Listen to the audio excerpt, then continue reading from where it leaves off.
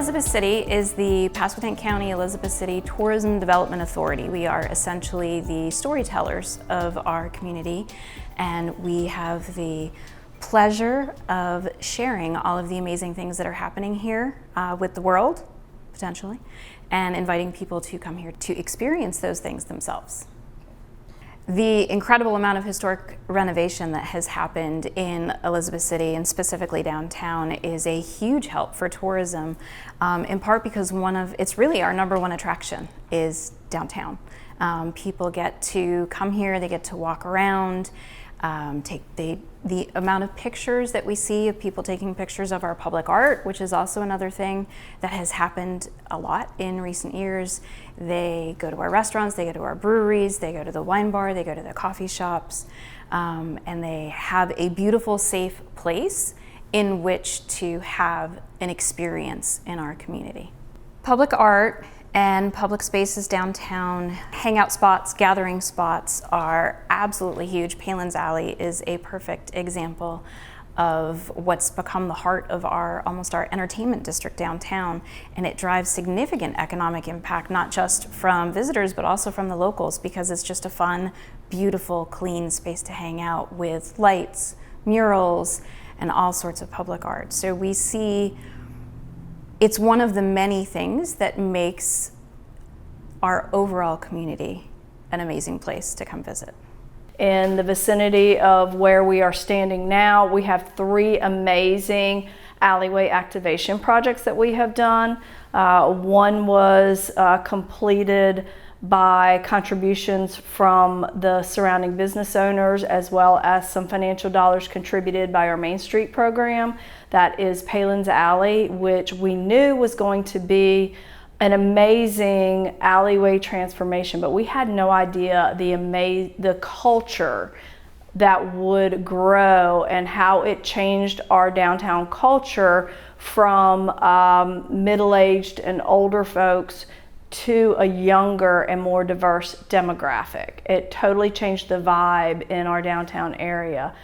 We have another alleyway activation project called Fowler Alley Community Space that was funded by a $65,000 grant from Lowe's, as well as contributions from the surrounding property owners, and yet another alleyway activation project that was funded by a local realtors association. And all 3 of those alleyway activations involve interactive public art and murals and metalworks projects, and we have public art now throughout the entirety of our downtown. Our public art vibe has grown in the last 3 years. Growing up in Elizabeth City, it didn't always look like this. This has been something new in the past 5 years, that downtown has really transformed, and we're really getting to a really nice point.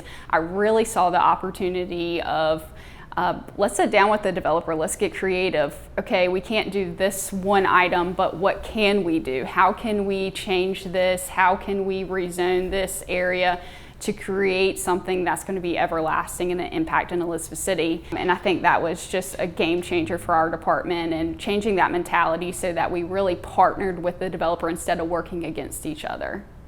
I think one of the true testaments of that, though, is we really didn't get a response from some of these property owners for the past 10, 20 years. And then as soon as that type of investment starts to come into Elizabeth City and you see the product of these historic preservation projects, all of a sudden we are starting to get calls from these legacy property owners. We are starting to get calls from these first-time investors because they feel the excitement. They don't just see it, they literally feel it when they come downtown. And I just think that's a testament to the investment that's been in downtown Elizabeth City, the partnerships, whether that's being through the city and the state or the Main Street program in the city. When I go through Elizabeth City now, I just have this feeling of such accomplishment and pride. Well, Elizabeth City the downtown has just grown blossom.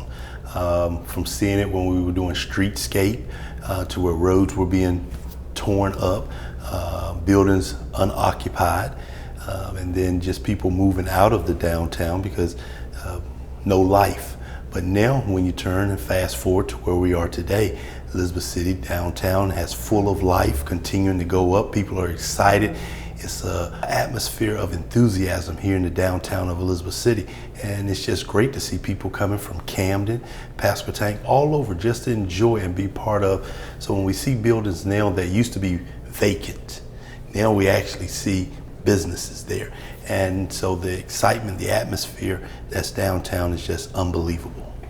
We're looking forward to making an investment downtown in terms of creating a entertainment district. We're looking forward to people being able to walk from store to store, shut roads down. That way people can enjoy themselves and really enjoy downtown. We look forward to our waterfront, where we want to make sure that if you have a boat, we want you to dock, walk to the restaurants, walk to the breweries, walk to the wine spots, walk to the mom and pop shops and spend while your boat is there. We want to do movies on the water for our boaters, but we want to make sure that we make sure that our waterfront, that our harbor, as we are known for Harbor of Hospitality, we want our river to just be exploding with boats, to just people. So it's like when you see cars, everyone driving past each other. We want the same on our water.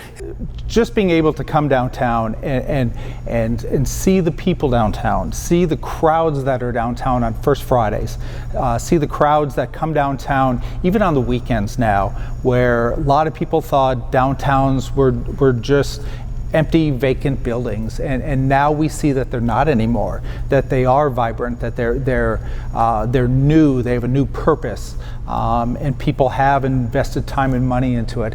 It gives them a whole new sense of purpose as well. So to see these new businesses pop up and become very successful, from coffee shops to record stores to juice bars to wine bars, and having all those various things in a small little downtown district where people can come and walk to and see the people coming and walking around and enjoying those things is just, it's great. It's great to see.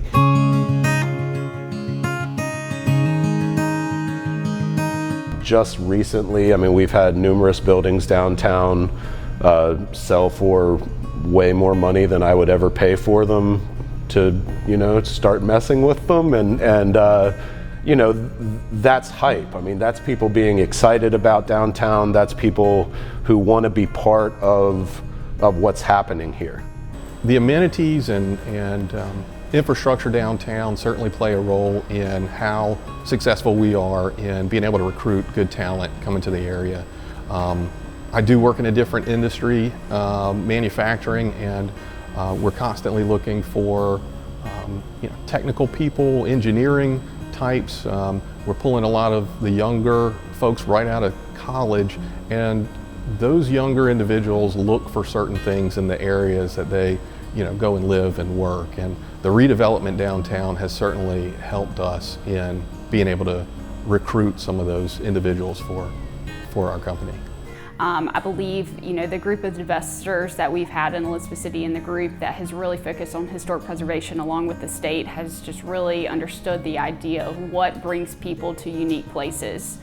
I believe it's really just put the excitement in the air for new investors, new property owners, your first time, construction projects where they've really seen the aspects and products that have already been developed in Elizabeth City, and just the inspiration that some of these larger projects have provided to the city.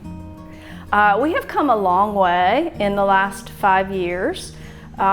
We have a lot of opportunities still to grow and to thrive. We have a couple big projects that we want to see happening in our downtown. We would like to see a boutique hotel. We would like to continue to increase the number of upper level residential units in our downtown, because as we all know, economically, a downtown resident adds at least $20,000 to the economic spending value of downtown. So we want to build and fill the capacity that we have with our unique, historic downtown inventory. We have come a long way, but we have a lot of room to grow.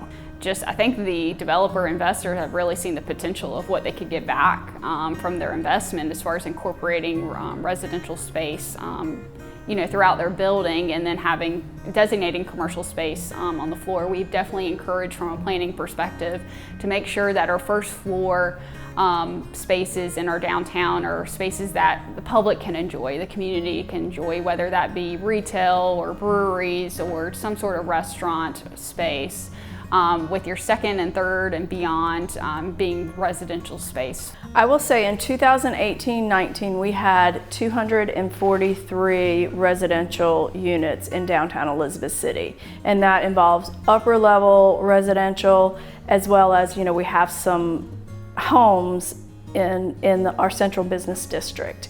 In 2020-21 that increased to 290 units, and it has stayed steady in the last couple of years, of course, because development has slowed a little bit due to COVID. But going forward in the next 2 to 3 years, we expect at least another 120 residential units in our downtown area. I guess my wife, she's excited. Well, we used to go to town center, and it was just a point. And so now when we actually see our downtown vibrant, and I want to be a part of that. I want to be a part of that atmosphere. I want to be able to say that I live downtown. I'm a part of downtown, because that's the only way that you can really truly tell the story. And so I think that living downtown, I think, is great when you have apartment complexes or condos, whichever one you like to call, that whereas you're right in the middle of everything. You can walk out, walk across the street to the brewery, you can walk right downtown, have something to eat, pick up a shop. But that's what's so great about downtown.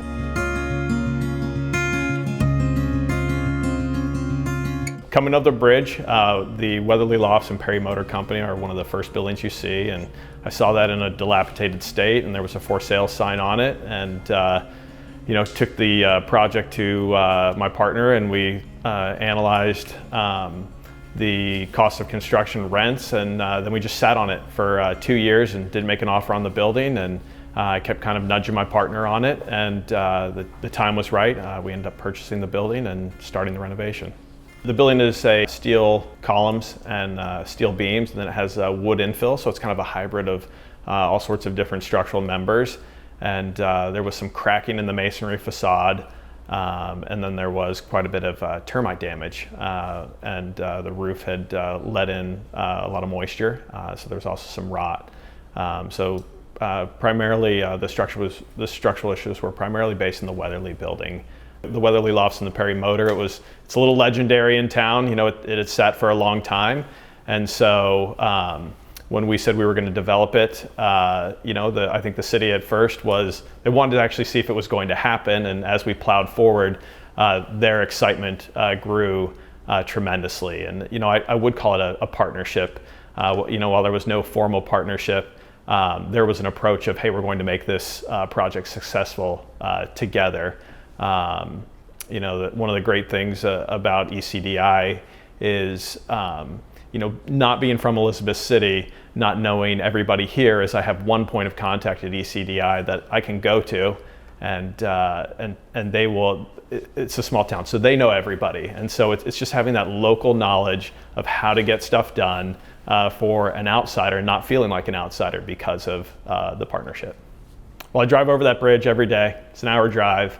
I would say I experience a lot of things. I've crossed that bridge, and it's been, are we ever gonna finish this project, to where it's lit up at night, and it's the light shining you over the bridge.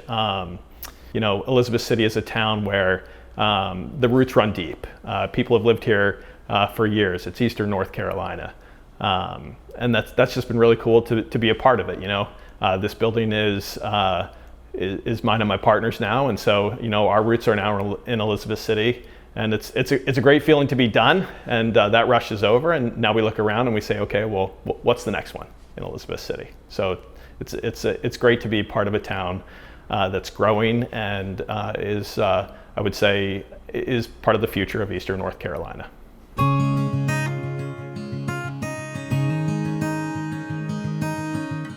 We purchased this building back in 2017 with the intent of turning this project into the brewery. We were very fortunate to get this property. It's one of the few waterfront properties in Elizabeth City for that purpose.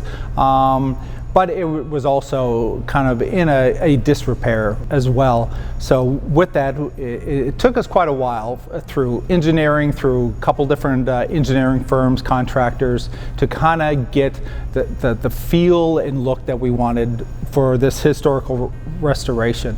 So we were able to partner with the right people, partner with the state, partner with our Main Street program as well as our local SHPO office, and all kind of come together and do this historical renovation on this building, which just turned out phenomenal, better than we could have ever imagined on. So the project was lengthy. It was big in size and also cost, but I think the overall significance it brought to the downtown and historical downtown district, as well as the city, and for us, has been kind of worth the effort that we went through to get it to this phase. One, I've kind of gotten acclimated to some of the historical tax credit stuff and kind of how to use those as an investing tool. But then kind of have always had an interest in history, in old stuff, and then kind of working with some of the folks from the state and kind of doing different projects. It just kind of spiraled into something where we've redone 3 buildings now. And it's just been something that's become kind of fun and kind of a good opportunity, and an opportunity to be part of a city that's kind of coming back. If you want to talk about ripple effect, they have kids, dogs, old people, young people, all going there. They don't have a kitchen, so you're able to bring your own food in there. So you have your restaurants that are benefiting from another cool place to eat in. Events, they're going to get the word out more than apartments in Elizabeth City. So I would say that's the lasting ripple effect.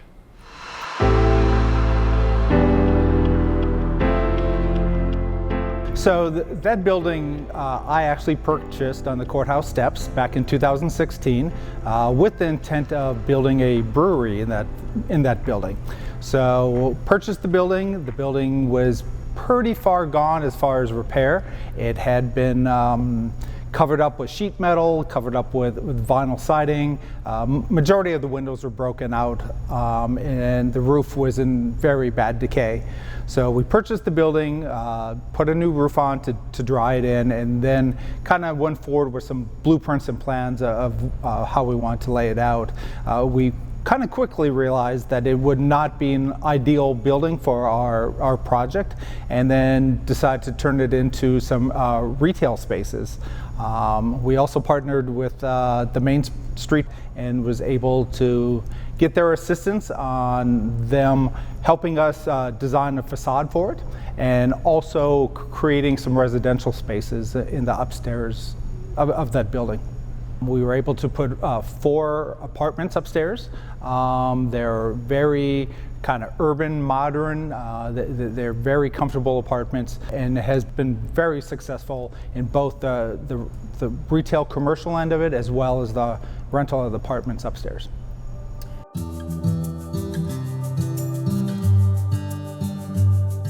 One of the certainly larger, more recent projects that the county participated in was a project that involved the old Elizabeth City Middle School and the property there. It's adjacent to our downtown area. It is right there on the edges, and really the next area for expansion for downtown. This is going to be a significant project to the county and the city, where we were able to sell the property, the Elizabeth City Middle School, to a developer.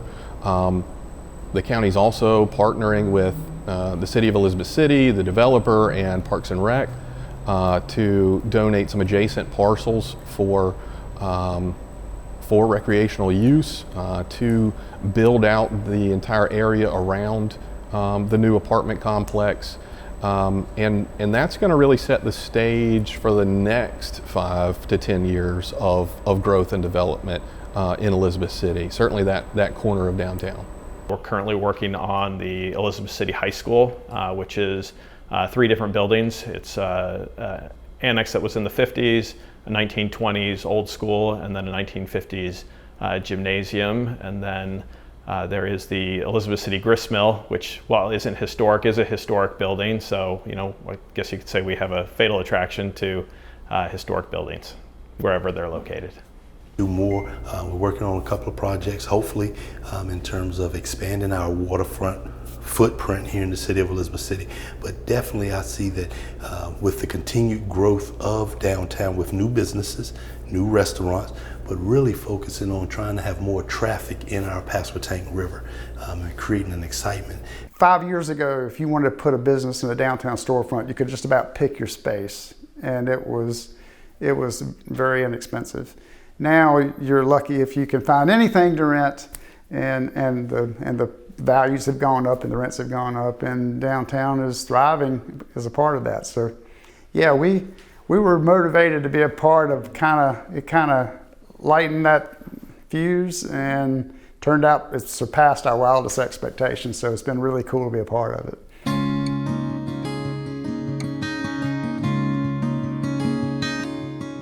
Historic tax credit projects are, from a developer standpoint, really key for the financial aspects of it. And then what happens as a developer when you get into it is that you realize that it takes a lot of patience. That you're many times, like me, you're used to doing your project the way you want to do it. And so it's not exactly like that. Like I said before, it's sort of a community effort, and it has certain standards that need to be met. And working with those standards is a process, and it takes a give and take. You have to be willing to listen and understand what the goals are, and then share those goals. And so I think we got there on this project. We really we wanted to make it look right and be right, and I think we got it right. You have kind of more complexity and more challenges ahead in restoring older buildings, and so the historic tax credits kind of help buffer some of those types of issues that you end up running into: structural issues, architectural issues, finding contractors that are willing to even work on the projects. And it kind of curbs some of those things, and then allows the projects to go forward and turn out being good investments.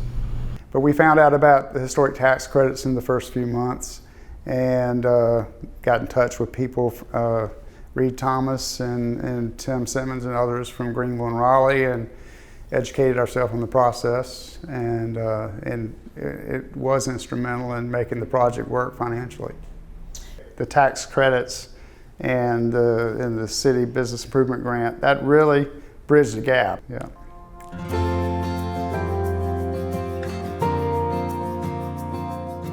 I feel like Elizabeth City and then the Main Street program here has been really great in kind of holding our hand through different things, reaching out to us, kind of letting us know what types of grants were available, what types of opportunities were available for us. We were able to get some grants. We were also able to get some drawings made through one of the programs for the Fowler building. And all of these things have really, really helped us in being able to make some of them come to fruition. The North Carolina Main Street program has been an invaluable resource to us with our Main Street program. And I mentioned earlier the financial resources. They have helped us to maneuver some national grant programs. A significant grant that has benefited our community was the Main Street Solutions Fund grant of $200,000 that was awarded to our Seven Sounds Brewery project. That was instrumental in helping that project move forward. Tourism and Main Streets kind of go hand in hand, in my opinion. I mentioned earlier that our downtown, in our case, our downtown is our #1 attraction. So it is absolutely critical that tourism and Main Street are partnering. We develop new programs together. We collaborate on what might be the most effective new things that we can do, and always supporting all of our businesses. The outside, they really guided that process in terms of how it should look, what colors would be appropriate, glass, preserving old windows and doors when they could be, the masonry work, on and on. And we actually went through that twice with them, because we had a facade design, and then when we discovered in the demolition of the modern facade that there was actually a footprint to a different historic facade. So they helped us to go back in and tweak the plan and to become what you see here.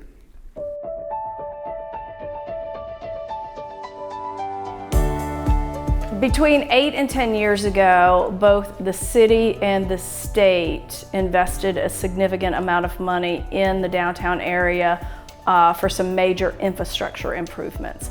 The widening of US 158, and expanding the bridge going from the Camden area to downtown. That also involves some local infrastructure improvements with our utilities infrastructure, and that was well over $60 million. Pasquotank County's investment in the Elizabeth City downtown organization has increased significantly over the last couple of years.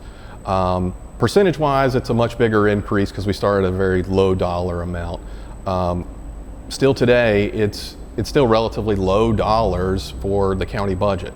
But we felt like that increase was warranted mainly because of the return that the county was going to see on that investment. By continuing to promote and support businesses to grow and develop downtown, and new ventures to be taken on, I mean, that's bringing new property tax increase dollars into the county because buildings are being renovated, bought, changing hands, but then also the sales tax increases year over year. And the county, Pasquotank County, is seeing significant sales tax increase revenues in the last several years. Some of it was due to COVID, but now that people are back and visiting these shops in person, we've not seen a dip, and we're still up, I think, like 5% now over some of the COVID numbers. So the tax value of the Weatherly Lofts project had increased about $2 million in revenue. We were able to do landmark status for the Weatherly Lofts project, not the Perry Motor Company, which has resulted in a 50% tax deferment on the Weatherly Lofts building, and the Perry Motor Company we pay full tax on. I think it's important for jurisdictions to recognize, even though they've given out this tax deferment, that there is still an overall net gain in tax revenue. And not only do you have a net gain, but you've also spurred growth around the building. So I think it's hard to actually quantify the overall tax increase by one project alone. I think you actually have to look at its ripple effect throughout the community. From a sales tax increase in revenues, because people who live downtown spend money, they spend approximately $20,000 of taxable revenue annually. That has about a $15,000 positive impact on our sales tax revenue. And utilities revenue from, water and electricity, that has about a $15,000 to $16,000 positive increase in those revenues for the city of Elizabeth City. So multiply that by the multiple projects that we have had in downtown Elizabeth City, and you can see how quickly those increased positive economic benefits can grow for a small town.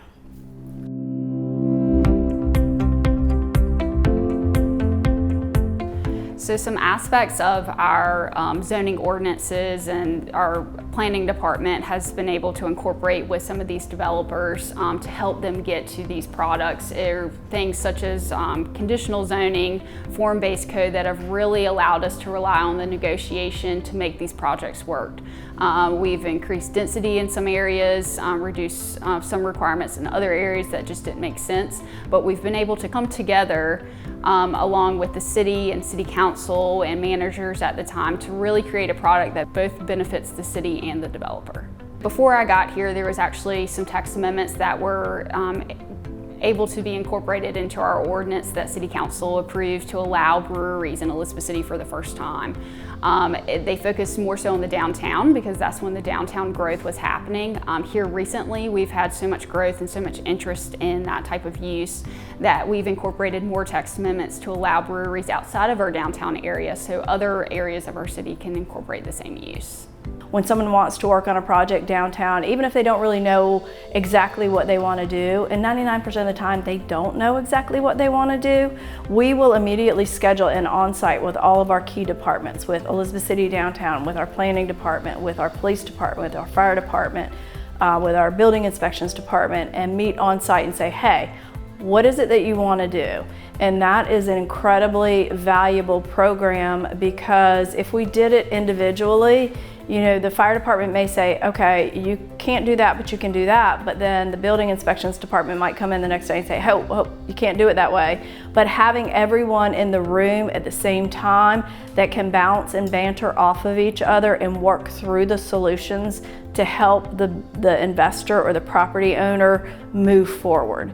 Even if it wasn't 100% exactly what they want to do, they can still move forward and have a plan B or a plan C, or we can figure out a way to help them do that. So I think one of the biggest investments, especially when you're talking about historic preservation, was the city's investment to update the Elizabeth City National Historic District Survey. What that did for the investors is it established a larger period of significance to incorporate more structures in the downtown area that I believe a lot of the investors and a lot of the projects you see here now have been able to take advantage of. One of the other ways that we try to support some of the businesses downtown is reducing the barriers to the investment. You know, trying to make sure that we do have you know, zoning and ordinances that are in place that again would incentivize investors to come, you know, pour money into downtown buildings or businesses. This is a way to make the city center, again, an important part of the community from a retail perspective, but also from a community building perspective, where we actually walk the streets from one place to the other and meet each other and greet each other. And really that is the beauty of building the downtown, is that we have a place where we can build back the community.